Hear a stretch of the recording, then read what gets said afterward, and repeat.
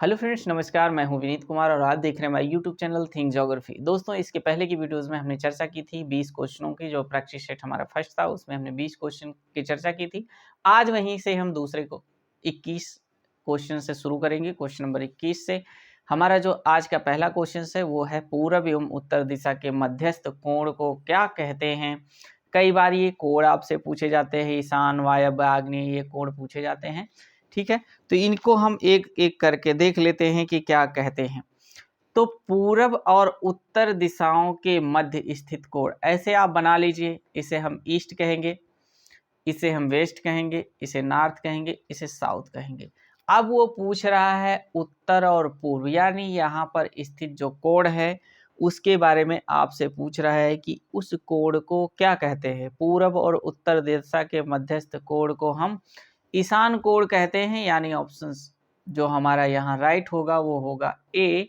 इसी को हम ईशान कोण के नाम से जानते हैं। ई से याद रखें ईस्ट, ई से ईशान। ठीक है, तो उत्तर जो पूर्व के मध्यस्थ जो कोण हैं उन्हें हम ईशान कोण के संज्ञा देते हैं। अब जबकि बात करें पश्चिम उत्तर, यानी जो ये वाले कोण, इसी के अपोजिट जो कोण बनता है उस कोण को हम कहते हैं वायव्य कोण। जो हमारा सेकंड ऑप्शन है वायव्य कोण कहते हैं। ठीक है, तो इस तरह से ये सारे क्वेश्चंस जो है आपको कई बार क्वेश्चन पूछने को मिलते हैं यहाँ दिशाओं से भी मध्यस्थ कोण के नाम से। अब इसके बाद हम क्वेश्चन नंबर 22 की बात करेंगे। अभिजात किस वाक्य खंड के लिए सही शब्द है। अभिजात, अभिजात क्या कहते हैं। आपके सिलेबस में एक टॉपिक है जिसका नाम है अनेका, अनेक शब्दों का एक शब्द। ठीक है, अनेकार्थी शब्द है ना उसमें, तो वो आप याद रखना है। वही यहाँ पर दिया गया है। अभिजात एक शब्द दिया गया है जिसमें पूछा गया है कि इसके लिए एक जो वाक्य खंड है कौन सा सही होगा। तो अभिजात अच्छे कुल में जन्म लेने वाला, या निरंतर प्रगति करने वाला, या फिर राजा का पुत्र, या जो प्रशंसा का पात्र हो। तो कौन सा राइट ऑप्शन होगा यहाँ पर। ऑप्शन यानी क्वेश्चन नंबर 22 का जो राइट ऑप्शन होगा, अभिजात का अर्थ होता है अच्छे कुल में जन्म लेने वाला। अच्छे कुल में जन्म लेने वाले व्यक्ति को हम अभिजात कहते हैं। ठीक है, इसके बाद जो राइट क्वेश्चन नंबर हमारा 23 है उसकी बात करेंगे। पर्वत के ऊपर की समतल भूमि। अब देखिए यहाँ पर एक वाक्य दिया है और इस वाक्य के लिए एक शब्द पूछा गया है कि एक शब्द क्या होगा। पर्वत के ऊपर की समतल भूमि को क्या कहते हैं। परित्यक्ता का कहते हैं, या अधित्याक्ता कहते हैं, अनूठा कहते हैं, या समित्याक्ता कहते हैं। क्या कहते हैं, चलिए जो राइट ऑप्शन हमारा होगा वो उसे आपको बताना है। क्वेश्चन नंबर 23 का जो राइट ऑप्शन होगा वो होगा अधित्याक्ता, यानी ऑप्शन नंबर बी, अधित्याक्ता। ठीक, पर्वत के ऊपर की समतल भूमि को अधित्याक्ता बोलते हैं। जैसे हम ये मान लें कि ये पठार है। ठीक है, ऐसे हम कह सकते हैं पर्वत जब समतल हो जाता है ऊपर का मैदानी भाग तो उसे हम पठार भी कह सकते हैं। ठीक है, इसी पठार को हम यहाँ हिंदी में पढ़ रहे हैं तो अधित्याक्ता। इसके बाद क्वेश्चन नंबर 24 कह रहा है बहुत दिन पहले ब्याही स्त्री को क्या कहते हैं। उसके लिए एक शब्द क्या है। बहुत दिन पहले जिसका ब्याह हो गया है उस स्त्री को क्या कहते हैं। ठीक है, तो राइट ऑप्शंस क्या होगा ये हम देखते हैं। यहाँ पर बहुत दिन पहले ब्याही स्त्री को हम कहते हैं पटरानी कहेंगे, अहुड़ा कहेंगे, या पूर्व बधुका कहेंगे, या प्रौढ़ा कहेंगे। तो यहाँ पर राइट ऑप्शन जो होगा वो होगा डी, उसे हम क्या कहेंगे, प्रौढ़ा कहेंगे। ठीक है, बहुत दिन पहले ब्याही स्त्री को हम प्रौढ़ा कहते हैं। इसके बाद नेक्स्ट क्वेश्चन हमारा 25 में, निम्नलिखित युग्म में से कौन सा एक युग्म सही नहीं है। ऐसे बेमेल दे रहा है, इसी को हम लिख सकते हैं सही नहीं है, यानी एक दूसरे से मिलते जुलते नहीं है। सूर्योदय का पूर्व का समय अरुणोदय, जो कल्पना से परे हो, जो कल्पना से परे हो, कल्पनातीत, इतिहास से संबंध रखने वाला है ऐतिहासिक, किए गए उपकार को मानने वाला कृतज्ञ। तो क्या ऑप्शन इसमें सही नहीं है ये पूछा गया है। तो 25 का जो राइट ऑप्शन होगा वो होगा सी, इतिहास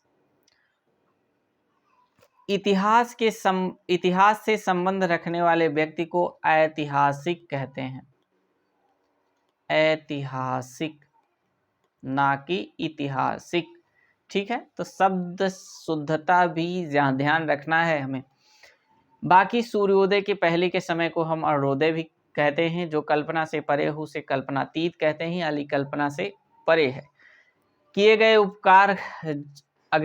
उपकार को मानने वाला जो व्यक्ति है उसे हम कृतज्ञ कहते हैं। ठीक, अब इसके बाद नेक्स्ट है क्वेश्चन नंबर हमारा 26 कह रहा है आगे होने वाला वाक्य में प्रयुक्त एक सही शब्द क्या होगा। भविष्य होगा, भूतपूर्व होगा, भावी होगा, अनादि होगा। बहुत इजी क्वेश्चन है, बस आपको थोड़ा समझना है। आगे होने वाला जो फ्यूचर्स में होगा उसे हम क्या कहेंगे। तो ऐसा कार्य जो हमारे फ्यूचर्स में होगा यानी भविष्य में होगा तो उसको हम क्या कहेंगे, यहाँ पर उसे हम कहेंगे भावी। कहते नहीं भैया तैयारी कर रहे हैं, पढ़ाई कर रहे हैं, भावी ये हैं, भावी अधिकारी हैं। ठीक है, तो इस तरह से आप याद रखें इसे कि आगे होने वाला कार्य भावी, जैसे भावी अधिकारी। राइट, अब नेक्स्ट क्वेश्चन की बात करेंगे। क्वेश्चन नंबर 26 कह रहा है, सॉरी, दुर्गेय क्या है, दुगेय लिखा है।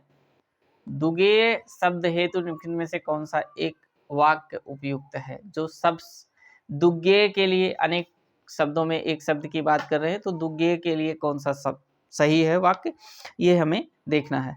तो 27 का जो राइट ऑप्शन होगा वो क्या होगा, ये हमें जानना है। तो 27 का दुगेय का अर्थ होता है जो कठिनता से जाना जा सके, जो कठिनता से जीता जा सके, जिसे परास्त करना कठिन हो, या बुरे उद्देश्य से की गई गुप्त मंत्रणा को हम दुगेय कहते हैं। तो यहाँ पर वैसे राइट ऑप्शन जो होगा दुगेय का वो होगा ऑप्शन नंबर ए, जो कठिनता से जाना जा सके उसे हम दुगेय की संज्ञा देते हैं। इसके बाद नेक्स्ट है क्वेश्चन नंबर 28 कह रहा है अपना हित अहित सोचने में समर्थ। अपना हित अहित सोचने में समर्थ के लिए एक शब्द क्या होगा, स्वार्थी, पंडित या विवेकी। क्या कहेंगे, विवेकी या ज्ञानी। जो अपना हित अहित सोचता हो उस व्यक्ति को हम क्या कहेंगे, तो उस व्यक्ति को हम कहेंगे विवेकी। यानी भैया तुम्हारे पास बुद्धि है, विवेक है, आप अपना जो है हित अहित सोचते हो। अगर आप पढ़ते हो तो आपका सिलेक्शन निश्चित होगा, और पढ़ने के लिए आप ईमानदारी से पढ़ाई करते हो तो। ठीक, ये भी ध्यान रखना है। तो वही है, आप अपना हित अहित सोचते हैं तो उसी को हम विवेकी कहते हैं, यानी आपको बुद्धिमान कहा जाएगा। ठीक है, अब इसके बाद नेक्स्ट है क्वेश्चन 29 यानी 29वां क्वेश्चन हमारा कह रहा है प्रतिवादी के लिए उचित वाक्य क्या होगा। जिस पर मुकदमा चलाया जा सके, जो मुकदमा दायर करे, जो दायर मुकदमे का प्रतिकार करे, या इनमें से कोई नहीं। तो क्या होगा, दो है, एक तो मुकदमा दायर करता है और एक पर जिस पर मुकदमा दायर होता है। तो दो है, वादी प्रतिवादी। ठीक है, तो उसमें क्या होगा आपको बता दिया हमने, अर्थ समझा दिया। अब आप राइट ऑप्शंस बताएं जल्दी से। तो यहाँ पर वैसे जो इसका राइट ऑप्शन होगा सी, जो दायर मुकदमे का प्रतिकार करे। यानी आप पर अगर मुकदमा हो गया है तो आप अगर उसका प्रतिकार कर रहे हैं तो आप हो गए प्रतिवादी, और जिसने दायर किया वो हो गया वादी। ठीक है, तो वादी प्रतिवादी यानी उल्टा, एक दूसरे के अपोजिट भी कई बार ये शब्द पूछे जा सकते हैं आपसे, तो आप इन्हें याद रखें। ठीक, वादी प्रतिवादी। अब इसके बाद नेक्स्ट हमारा है क्वेश्चन नंबर 30 कह रहा है जिसकी गणना ना की जा सके ऐसे वाक्य को क्या कहते हैं। मतलब इसके लिए एक शब्द क्या होगा जिसकी गणना ही ना की जा सके। ठीक है, तो नगण्य होगा या गणनीय होगा या अगणनीय होगा या अगण्य होगा। जिसकी गणना ना की जा सके उसे हम कहेंगे, ऑप्शन यहाँ पर हमारा होगा ऑप्शन सी, अगणनीय। यानी गणना ही ना किया जा सके। गणनीय का अर्थ होता है जो गणना किया जा सके, जिसकी गणना ही ना की जा सके वो अगणनीय होता है। ठीक है, इस तरह से ये आपको बताना है। अब इसके बाद जो हमारा नेक्स्ट क्वेश्चन है, क्वेश्चन नंबर 31 कह रहा है अवस्याय।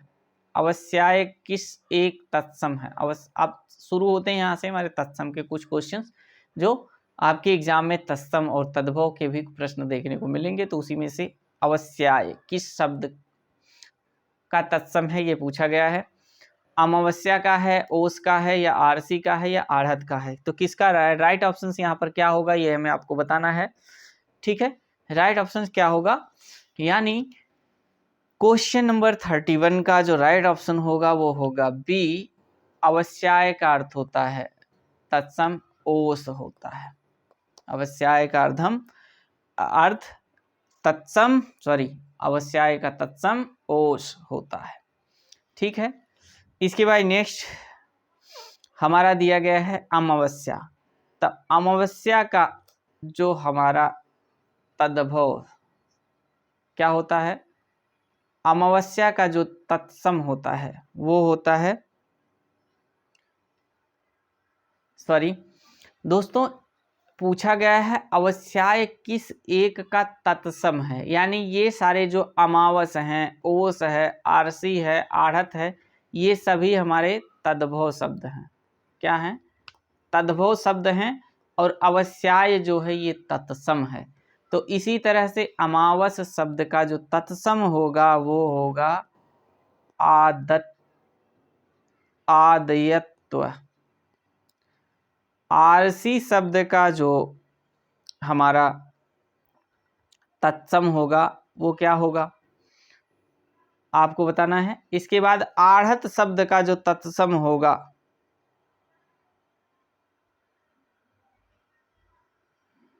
अरे गलत हो गया, आढ़त का होगा आदत्य, अमावस का होता है अमावस का क्या होगा, तो अमावस का होगा अमावस्या। अमावस्या, हाँ इस तरीके से तत्सम होता, अमावस्या कहते हैं ना आज के दिन अमावस्या। ठीक है, तो यहाँ पर थोड़ा सा करेक्शन था तो आप उन्हें देख लीजिए। बस ये ध्यान रखिए पढ़ते समय आपको क्वेश्चन पर पूरी तरह से फोकस होना चाहिए, क्योंकि एक गलती आपके एक क्वेश्चन को गलत कर देगी। ठीक है, 32 निम्नलिखित में से कौन से एक तत्सम शब्द की सही जोड़ी नहीं है, यानी एक तरफ तो हमारे तद्भव है एक तरफ तत्सम है, तो किसका जोड़ा सही नहीं है। यहाँ पर जो राइट ऑप्शन होगा 32 का वो होगा ऑप्शन नंबर सी, यानी ज्ञात गृह का परख जो है तत्सम शब्द सही नहीं है। तो सही क्या है? ठीक है, ज्ञात गृह का जो तत्सम सही है वो है हमारा, पूछा गया है सही नहीं है। बाकी चक्र का चवड़क होता है, पटक का सटक होता है, मच्छिका का हरदिक्का होता है यहाँ पर। ठीक है, परख का जो तद्भव है, एक परख तद्भव शब्द है तद्भव, और इसका जो तत्सम होता है परख, यानी आपकी कोई परख कर रहा है तो यानी परीक्षा ले रहा है। ठीक है, परख का तत्सम परीक्षा होता है। ठीक, इसके बाद अब बात करेंगे 33 नंबर क्वेश्चन की। निम्नलिखित में से कौन सा तत्सम तद्भव युग्म गलत है? ये पूछा गया है, गलत है। तो ज्ञान का जानना, ताम्र का तांबा, स्तूप का फिटकरी, प्राण का परनाल, ये तद्भव है और ये हमारा तत्सम है, ऐसे हम कह सकते हैं। ठीक है, तो एक तरफ तद्भव एक तरफ तत्सम, तो यहाँ पर क्या होगा, स्तूप का जो राइट ऑप्शन हमारा होगा ऑप्शन नंबर सी होगा स्तूप। और स्तूप का जो तद्भव होता है वो क्या होता है ये आपको बताना है। तो स्तूप का तद्भव होता है थोड़ा स्तूप का तद्भव, हाँ स्तूप का तद्भव थोड़ा। ठीक है, वहीं फिटकरी जिसकी लिखी है ना, फिटकरी किस का तत्सम, फिटकरी जो जैसे स्फटिक होता है ना, स्फटिक, ठीक, फिटकरी का स्फटिक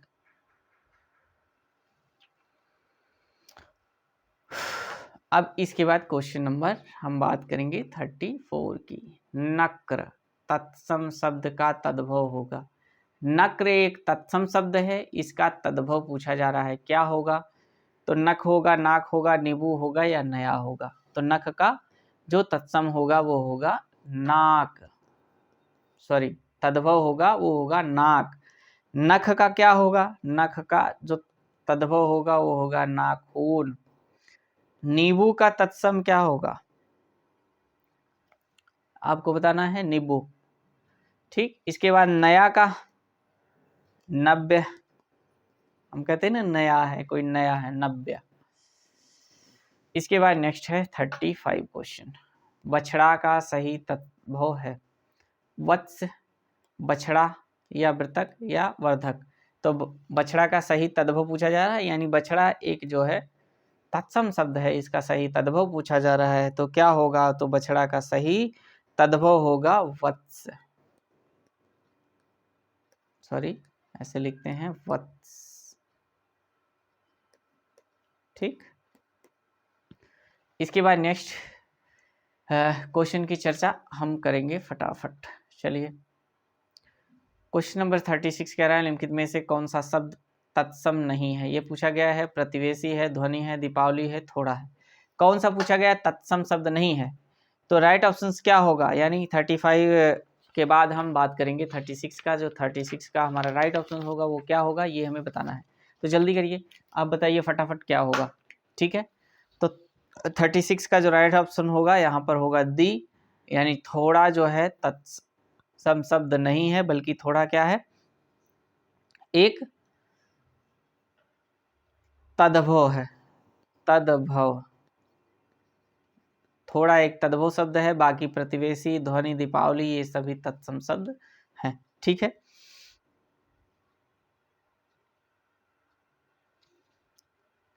इसके बाद नेक्स्ट बात करेंगे 37 का। एक तत्सम शब्द पूछा गया है, कौन सा है? भीतर है, बेर है, प्रागपूर्ण है, प्रागूढ़ है या रैन है? क्या होगा तत्सम शब्द 37 का? तो यहाँ पर राइट ऑप्शन होगा ऑप्शन नंबर सी, प्रागूढ़ जो है एक तत्सम शब्द है। इसके बाद नेक्स्ट क्वेश्चन की बात करेंगे 38 की। निम्नलिखित में से कौन सा एक तद्भव शब्द है? मक्खन है, शकून है या हस्ती है या शून्य है? तो कौन सा राइट ऑप्शन होगा ये हमें बताना है। तो एक बार देखते हैं, 4 ऑप्शन है, मक्खन, सुकून, हस्ती, शून्य। तो राइट ऑप्शन जो होगा 38 का वो होगा ऑप्शन ए, यानी मक्खन एक मक्खन तद्भव शब्द है। और मक्खन का जो क्या है, मक्खन तद्भव शब्द है, इसका जो होता है तत्सम क्या होता है? तत्सम, तत्सम क्या होता है आप बताएं? इसका तत्सम होता है मृच्छर। ठीक है, शकून का तत्सम क्या होता है? शकून, शकून का तत्सम, ये शकून एक तत्सम शब्द है। तद्भव पूछा गया था तो मक्खन तद्भव तद्भव है। शकून, शकून का तद्भव क्या होता है? चलिए बताइए, शकून का तद्भव छोटा सा बस लगा दीजिए, होता है सगुन। शकून का सगुन, अरे यार कितनी बार गलती हो गई, सगुन। हस्ती का, हस्ती का तत्सम होगा हाथी। शून्य का तत्सम शून्य है, हाथ पांव शून्य है, यानी जान ना रही है। ठीक, इसके बाद 39, हथौड़ा का तत्सम क्या है? हथौड़ा का तत्सम हस्त है या हस्थौड़ा है, या हस्त है या हरथौड़ है? क्या है राइट ऑप्शन? ऑप्शन 38 का जो होगा हमारा ए होगा, हस्त होगा। हथौड़ा का जो पर्यायवाची तत्सम होगा वो होगा हस्त, यानी ऑप्शन ए इज राइट। इसके बाद नेक्स्ट है 40 नंबर क्वेश्चन का है, निम्नलिखित तत्सम शब्द, तत्सम तद्भव शब्द युग्मों से कौन सा एक सुमेलित नहीं है? ये पूछा गया है कि कौन सा सुमेलित नहीं है। तो सपत्नी, सौत, कपूर, ठीक है, कर्पूर लिखा है ना, कपूर, खंड, साढ़, खंड को हम सांड, या शक्कर को शर्करा। तो कौन सा सही नहीं है, यहाँ पर ये पूछा गया है। तो यहाँ पर जो राइट ऑप्शन होगा वो होगा ऑप्शन नंबर डी, शक्कर का दिया गया है। शक्कर का क्या दिया गया है? शर्करा। तो शक्कर का शर्करा लिखा है। यहाँ पूछा गया है तत्सम तद्भव शब्दों में मेल नहीं है, ये पूछा गया है। युग्म सही नहीं है, ये पूछा गया है। ठीक, तो शक्कर और शर्करा ये दोनों जो हैं एक दूसरे के सुमेलित नहीं है। शक्कर क्या है? शक्कर एक तद्भव शब्द है, तद्भव, और शर्करा एक तत्सम शब्द है, तत्सम शब्द है तो दोनों एक दूसरे के अपोजिट, लेकिन पूछा गया है तत्सम तद्भव। क्रम याद रखें, पहले पर तत्सम है, दूसरे पर तद्भव है, तो यहाँ पर ये एक दूसरे के उल्टा है। अगर दिया होता शर्करा फिर शक्कर दिया होता तो ये ऑप्शन गलत ना होता। तो इसका भी ध्यान रखना है आपको, पेपर में कई बार उल्टे सीधे भी पूछ लेता है, क्योंकि इसके ऊपर यहाँ लिख कर देगा, यहाँ पर लिखेगा क्या? तत्सम, और फिर यहाँ लिखेगा तद्भव। ठीक है, तो इस तरह से भी ये ऑप्शंस आपको देखने को मिलेंगे। हमने इस भी वीडियोज में कितने क्वेश्चन चर्चा किए? 20 क्वेश्चनों की चर्चा की, जो मोस्ट इंपॉर्टेंट हमारे थे। आगे 20 क्वेश्चंस की चर्चा आगे नेक्स्ट वीडियो में करेंगे, इसके पार्ट 3 में। ठीक है, उम्मीद करते हैं कि ये वीडियोस और ये सारे प्रश्न जो हमने आपके लिए इकट्ठा किए थे ये आपको पसंद आए होंगे। अगर वीडियोस पसंद आई तो लाइक करिएगा, चैनल पर नए हैं तो सब्सक्राइब करिएगा दोस्तों, और अपने दोस्तों को शेयर करना बिल्कुल मत भूलिएगा। Thanks for watching this video. मिलते हैं फिर नेक्स्ट वीडियो में, तब तक के लिए बाय बाय, टेक